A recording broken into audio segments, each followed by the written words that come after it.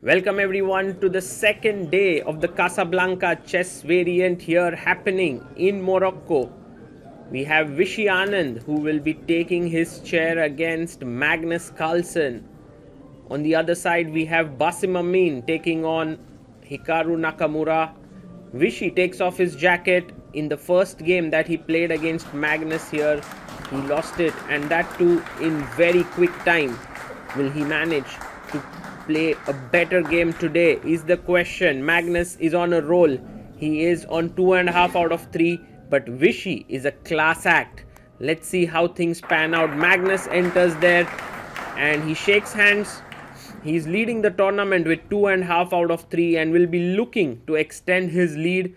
The arbiter has given the players the sheet of paper where their game is, and he asks them to have a look, and let's see which game comes up. Both players have a look at it. They are not told the names of the players who have played this game, just the moves.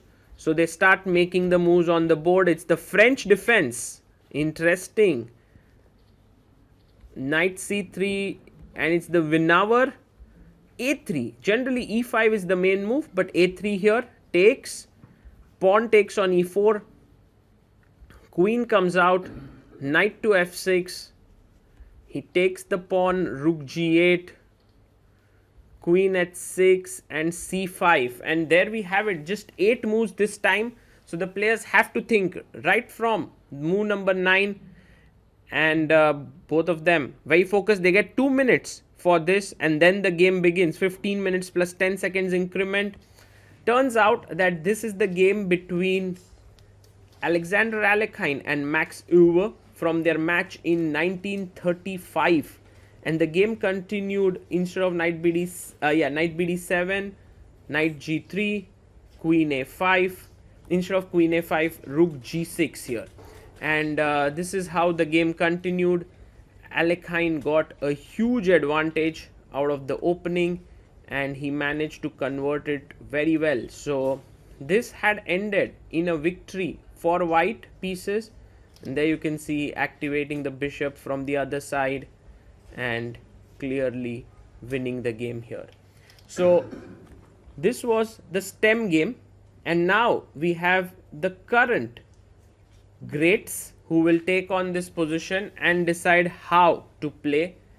Vishy Anand is thinking here. The 2 minutes are almost going to come to an end. If you look at the position carefully, you will see that white has 2 bishops, and also the dark squares are a bit weak, right? The arbiter comes in, starts the clock, and white has the dark squared bishop. But what black has is very quick development. Rook on the open file.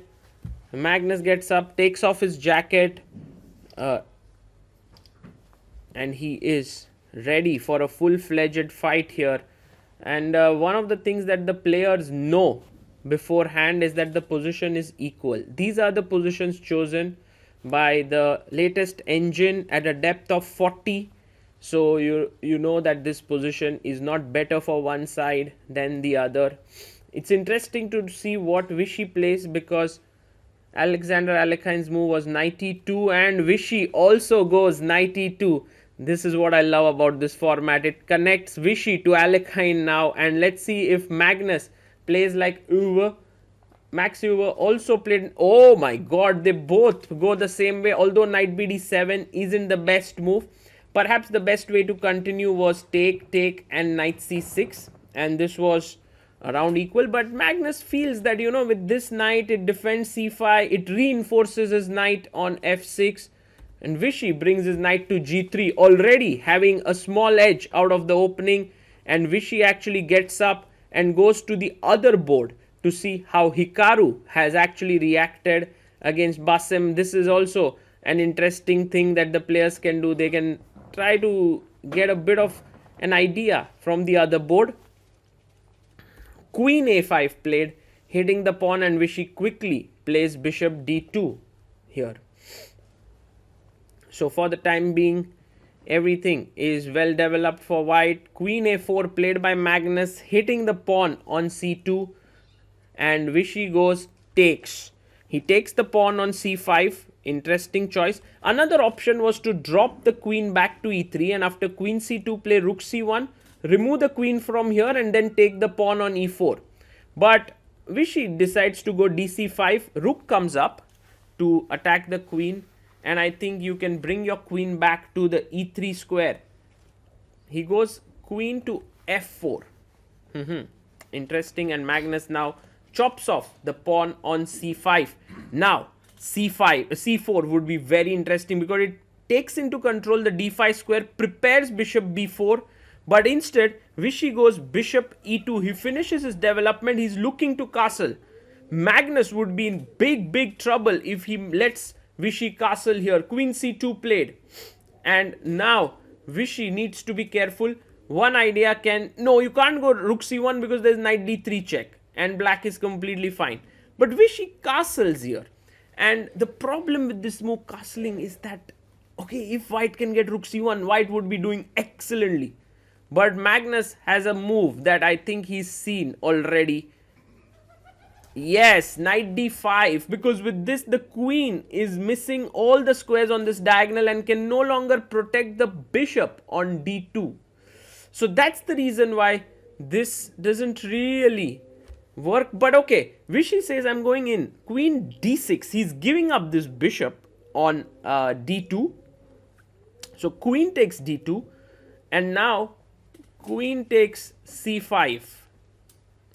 I believe that's what Vishy wants to do. There's also other options perhaps, but queen c5 is logical. Now this bishop is defended by the knight. You can't take here to take this bishop because there's a check which is an intermezzo. So that's the reason why now Magnus goes and chops off this pawn. Well, if you go for a check now, I have bishop d7, so black is doing completely fine here. Vishy is down a couple of pawns, has to play this carefully. He goes bishop c4 and he's blocking this, and he wants to play rook c1 next, take this, the king is in the center. Magnus quickly develops his bishop to d7, threatening rook c8, winning a piece. And if you play rook c1 now, there's queen e5 and black is doing excellently. So Vishy needs to be careful. He goes and chops off the pawn on e4. Queen is attacked, threatening knight d6 check. Oh my goodness, is Magnus in big trouble here? Well, there is a possibility of queen f3 attacking here and here, but then there's knight d6 check, which can get very nasty here. So all eyes on what? Oh, he takes on g2. What a rook sacrifice. You can see Vishy stopping in his tracks, but he knows that this is only good enough for a draw. Check. You can't go on the third rank. You can't go on h1 because of queen f3. So you go to g1, knight h3 check. Again, have to go up, check again, king g1. The players cannot now change the moves, otherwise they will lose. So a draw is agreed. What a fight between them. Let's hear what the players have to say to each other.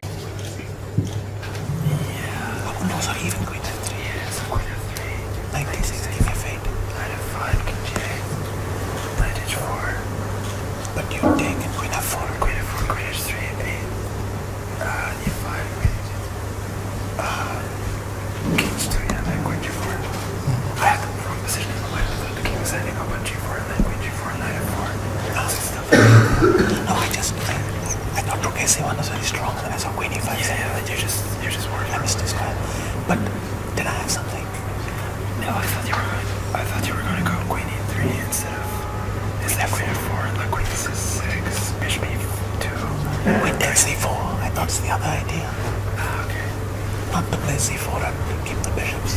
Yeah, I thought like trading queens somehow. I thought maybe a little better. 97. This is what Keras put training. Keras put training. Is it only one game Keras won? Or am I misremembering? Sure.